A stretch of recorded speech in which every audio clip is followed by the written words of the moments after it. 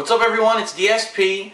I wanted to do something a little bit different today. I actually just got back from seeing Iron Man 2, and I wanted to give my thoughts on the movie while it was still fresh in my mind. I literally just walked in back from the movie theater. Usually I don't go to the movies a lot, just simply because the cost has gone up so much in the past couple of years. I mean, now you can't even see a movie for less than $10. You can't buy a goddamn soda for less than $5, and it's pretty insane. So usually I don't go to the movies. I've been waiting a lot for stuff to go on demand on Xbox Live in HD, or buy it on Blu-ray if I really like it. But this was a movie where I made an exception because I usually do see most of the superhero movies that come out. So I was really pumped to see this. I loved Iron Man 1. I wanted to see Iron Man 2. So here are my thoughts.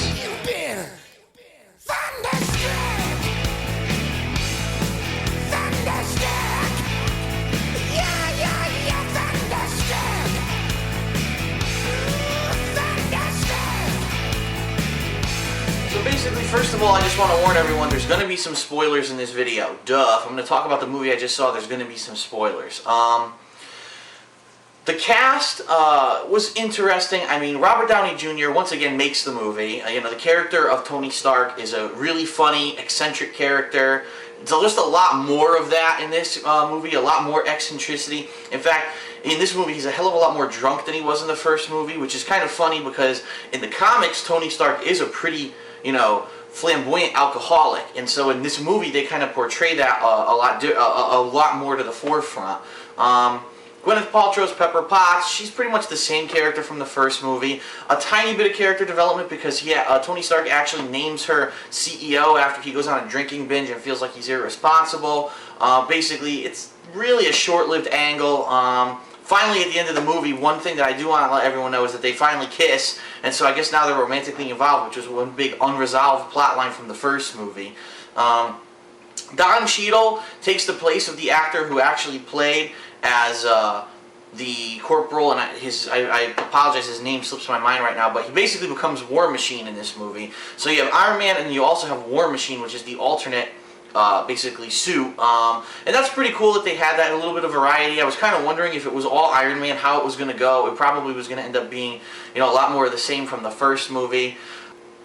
Scarlett Johansson as the Black Widow, at least I think that's who she was. They never actually named her name in the movie, but I'm assuming that's who she was portraying.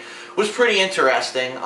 She didn't talk too much, but some of the action, when she actually does get to the action, is pretty damn cool. So I thought that was a pretty cool attraction. Plus, as you know, if you saw Lost in Translation, she's fucking smoking hot. So putting someone in like that was definitely interesting.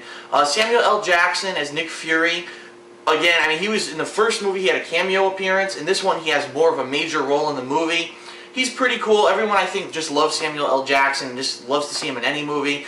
We're really kind of hoping, at least myself, I'm hoping that if they continue with these movies, that he does eventually form an Avengers team, and he kind of is like in charge of the team, because it seems like they keep hinting at it in every one of these movies, but so far they haven't actually gone through with it yet. So here's fingers crossed with all the hints and everything in this movie that they were hoping, that there will be an official Avengers movie. So let's talk about the two primary villains in the movie. You have Mickey Rourke as Whiplash, and you have some fucking guy who I remember from a bunch of movies, but I never really know who the hell he is, playing Hammer, who is like the corporate CEO of the #1 competitor to Stark Industries for weapons technology. Let's start with Mickey Rourke. Honestly, I was surprised, because after I saw Mickey Rourke do The Wrestler, I thought that maybe, this being like a big major role he got after that movie, that they were going to really have like a lot of acting and a lot of development for him. But his character was really laid back. He barely talked. He was very reserved for most of the movie. In fact, a lot of the times when you thought he was going to be violent, they happened off camera. I mean, what the fuck? He's supposed to be the main villain of the movie, and you never really see him do anything crazy except when he's fighting Iron Man. So it's kind of like, I don't know about that. Was he believable? Sure, but, I mean, Whiplash, let's be honest, when I think Iron Man, I don't think Whiplash is a primary Iron Man villain. Just like in the last Iron Man movie, again, they didn't go with, like, a primary Iron Man villain. So it was just kind of like a little bit of a letdown. I was like, I'm expecting them to throw out some big guns, some of the major guys who Iron Man has fought over the years. They keep coming out with, like, these supporting villains and characters, and it really doesn't translate that well. I mean, Spider-Man, think about it. You had Green Goblin, you had Doc Ock. Then in the third movie, they kind of threw you for a loop because they had a fucking way too many characters in it, but Venom and Sandman, these are all primary Spider-Man villains. I mean, Iron Man, so far, he fought, you know, someone who was supposed to be like his partner as the head of the company and mentor, you know, in the first movie, and now in this movie he fights Whiplash, and it's like, what the fuck, man? It's just, it's a letdown. But the number one thing that I did not like about this movie was the character of Hammer. I mean, this guy who acted as Hammer, he just fucking hams it up in every scene, way overblown. He's overacting. At one point, they're supposed to be at like a technology expo, and it's his turn to present, and he comes out dancing like a fucking fool, and you're like, what CEO would ever come out dancing onto the fucking stage like an asshole, and who would possibly take him seriously? I mean, I know that was kind of supposed to be his character, that he was supposed to be a real haughty, you know, a nerd, but he was supposed to be like so full of himself that he thought that he was an amazing kind of guy, but the character is just so annoying. It's not funny, it's not really villainous, it's just like really fucking weenie, annoying. Like, I just didn't want to see him anymore in the movie, and every time he was on screen I was like, oh god, here comes some more overacting. So I don't really understand what they were going for there.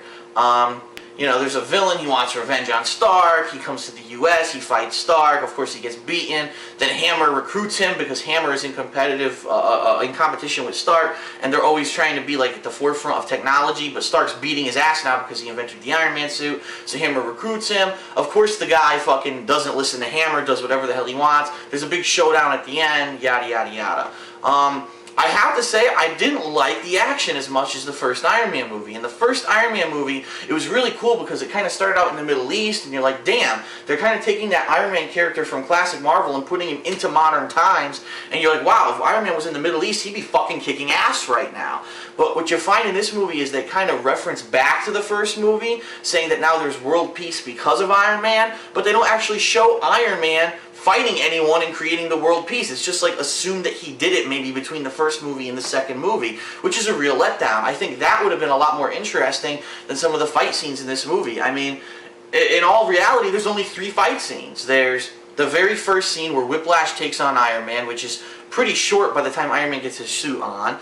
There's a scene where Iron Man gets drunk and out of control, and then War Machine has to basically take him out, because he's afraid that if he's so drunk that he's gonna like hurt everyone at a party, which is kind of ridiculous. I mean, if that really happened in real life and Iron Man got so drunk and belligerent and in his suit that he just started shooting at everyone, don't you think that he would have been under fucking arrest? I mean, why did they just let him get away with that? That doesn't really make much sense.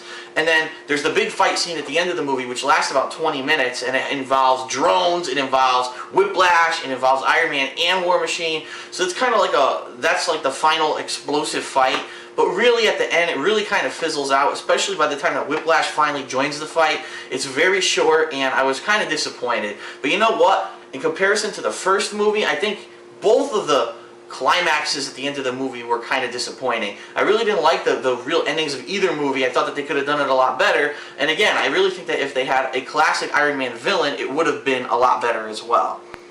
So in conclusion, the movie wasn't bad. You know, it has an interesting cast. I see where they're going with this. But to be completely honest, at this point, just making another Iron Man movie with just Iron Man, I think is not going to work. I think they've pretty much stretched the character as far as he can go without trying to, you know, do a crossover movie. And at this point, they're hinting so much. I mean, in this movie, they had fucking Captain America's shield, all right? And it was just in there for a second for comic relief. They kind of made a joke out of it. But they're just so hinting at this Avengers initiative that I think the next movie that really needs to come out with Iron Man should be an Avengers movie. I'm kind of interested because if you have Iron Man, you have Hulk. Now, who else would be in the Avengers that's out there? Well, the X-Men have a movie series, but the X-Men kind of all killed each other off in the X-Men 3 movie, so you wonder if they would really even put any of them in there. You definitely have Spider-Man who you could put in there, but then I was like, well, who else? I mean, they keep hinting at Captain America, so maybe Captain America would be in it, but like, who else? They really haven't done any other major Marvel characters like Hawkeye or Thor.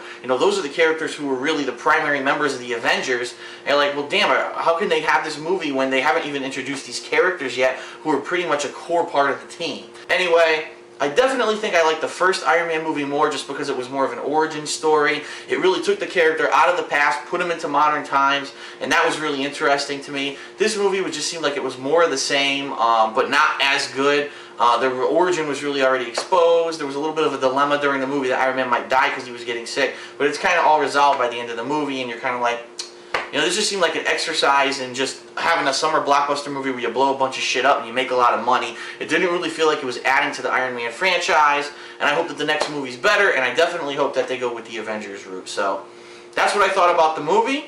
You know, I hope that, you know, you guys appreciate, you know, the fact that I'm sharing my thoughts. If you have any comments, or if you see the movie and you feel differently, or you have any other things you want to say, feel free to comment on the video, and I'll see you later.